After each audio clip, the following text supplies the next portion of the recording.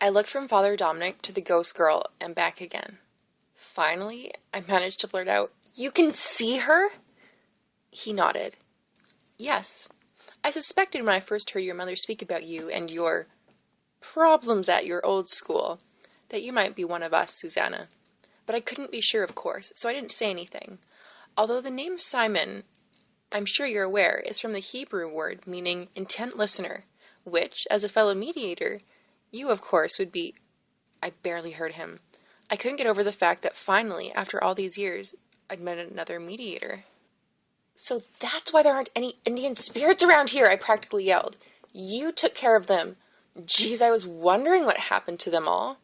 I expected to find hundreds." Father Dominic bowed his head modestly and said, "Well, there weren't hundreds exactly, but when I first arrived there were quite a few. But it was nothing really. I was only doing my duty after all, making use of the heavenly gift I received from God." I made a face. Is that who's responsible for it? "But of course ours is a gift from God." Father Dominic looked down at me, with that special kind of pity the faithful always bestow upon us poor, pathetic creatures who have doubts. "Where else do you think it would come from?" "I don't know. I've always kind of wanted to have a word with the guy in charge, you know, because given a choice, I'd much rather not have been blessed with this particular gift." Father Dominic looked surprised. "But why ever not, Susanna?" "All it does is get me into trouble. Do you have any idea how many hours I've spent in the psychiatrist's office? My mom's convinced I'm a complete schizo." Yes, I could see how a miraculous gift like ours might be considered by a layperson as, well, unusual. Unusual? Are you kidding me? "I suppose I have been rather sheltered here in the mission," Father Dominic admitted.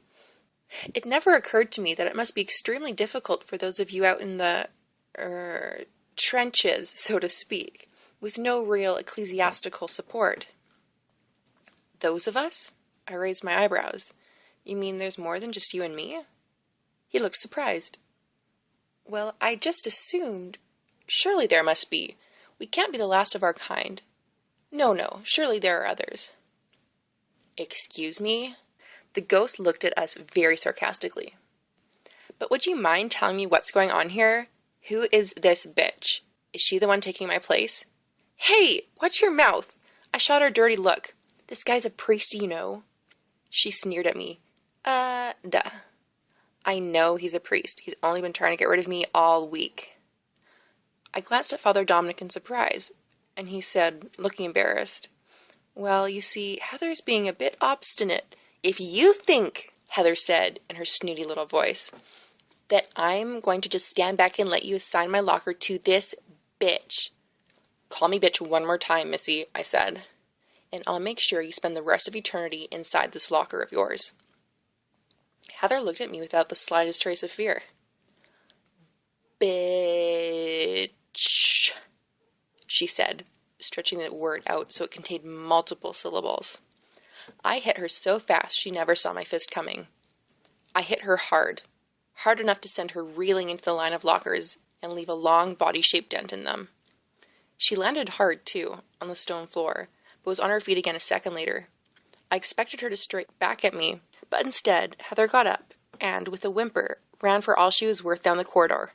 I said mostly to myself, "Chicken." She'd be back, of course. I'd only startled her. She'd be back. But hopefully when I saw her again, she'd have a slightly improved attitude. Heather gone, I blew lightly on my knuckles. Ghosts have surprisingly bony jaws. "So," I said, "what were you saying, Father?" Father Dominic, still staring where Heather had been standing, remarked, pretty dryly for a priest, "Interesting mediation techniques they're teaching out east these days." "Hey," I said, "nobody calls me names and gets away with it. I don't care how tortured he was in his past life. Or hers." "I think," Father Dominic said thoughtfully, "there are some things we need to discuss, you and I." Then he brought a finger to his lips. To one side of us a door opened and a large man, his face heavily bearded, looked out into the breezeway, having heard the crash of Heather's astral body. Funny how much the dead can weigh, hitting the row of lockers. "Everything all right, Dom?" he asked, when he saw Father Dominic. Everything's fine, Carl, Father Dominic said, just fine. And look what I've brought you. Father Dominic placed a hand on my shoulder. Your newest pupil, Susanna Simon. Susanna, meet your homeroom teacher, Carl Walden. I stuck out the hand I just knocked Heather senseless with. How do you do, Mr. Walden? Just fine, Miss Simon, just fine. Mr. Walden's enormous hand engulfed mine. He didn't look much like a teacher to me. He looked more like a lumberjack. In fact, he practically had to flatten himself against the wall to give me room to slip past him into his classroom. Nice to have you with us, he said, in his big booming voice. Thanks, Dom, for bringing her over. Not a problem, Father Dominic said. We were just having a little difficulty with her locker. You probably heard it. Didn't mean to disturb you. I'll have the custodian look into it.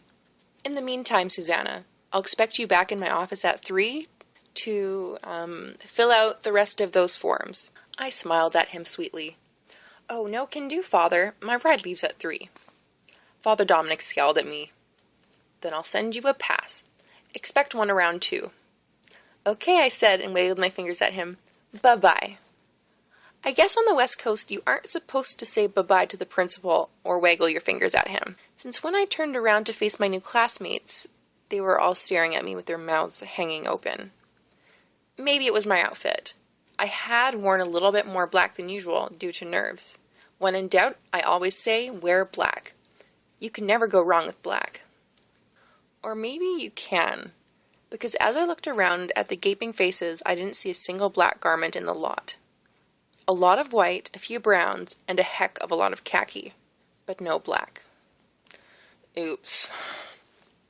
Mr. Walden didn't seem to notice my discomfort. He introduced me to the class and made me tell them where I came from. I told them and they all stared at me blankly. I began to feel sweat prickling the back of my neck. I have to tell you, sometimes I prefer the company of the undead to the company of my peers.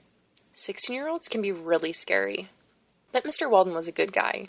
He only made me stand there for a minute under all those stares, and then he told me to take a seat. This sounds like a simple thing, right? Just go and take a seat. But you see, there were 2 seats. One was next to this really pretty tan girl with thick, curly, honey blonde hair. The other was way in the back, behind a girl with hair so white and skin so pink, she could only be an albino. No, I am not kidding. An albino. 2 things influenced my decision. One was that when I saw the seat in the back, I also happened to see that the windows, directly behind that seat, looked out across the school parking lot. Okay, not such an inspiring view, you might say. But behind the parking lot was the sea. I am not kidding. This school, my new school, had a view of the Pacific that was even better than the one from my bedroom, since the school was so much closer to the beach. You could actually see the waves from my homeroom's windows. I wanted to sit as close to the window as possible. The second reason I sat there was simple. I didn't want to take the seat by the tan girl and have the albino girl think I'd done it because I didn't want to sit near anyone as weird looking as she was. Stupid, right? Like she didn't even care what I did. But I didn't even hesitate. I saw the sea, I saw the albino, and I went for it. As soon as I sat down, of course, this girl a few seats away snickered and went under her breath, but perfectly audibly. God, sit by the freak, why don't you? I looked at her. She had perfectly curled hair and perfectly made-up eyes. I said, not talking under my breath at all, "Excuse me, do you have Tourette's?" Mr. Walden had turned around to write something on the board, but the sound of my voice stopped him. Everybody turned around to look at me, including the girl who'd spoken. She blinked at me, startled. What? Tourette syndrome, I said. It's a neurological disorder that causes people to say things they don't really mean. Do you have it? The girl's cheeks had slowly started turning scarlet. No. Oh, I said. So you were purposefully being rude. I wasn't calling you a freak, the girl said quickly. I'm aware of that, I said. That's why I'm only going to break one of your fingers after school, instead of all of them. She spun around real fast to face the front of the classroom. I settled back into my chair. I don't know what everybody started buzzing about after that, but I did see the albino scalp, which was plainly visible beneath the white of her hair, turn a deep magenta with embarrassment. Mr. Walden had to call everyone to order, and when people ignored him, he slammed his fist down on his desk and told us that if we had so damned much to say, we could do it in a 1,000-word essay on the Battle of Bladensburg during the War of 1812, double-spaced and due on his desk first thing tomorrow morning. Oh well, good thing I wasn't in school to make friends.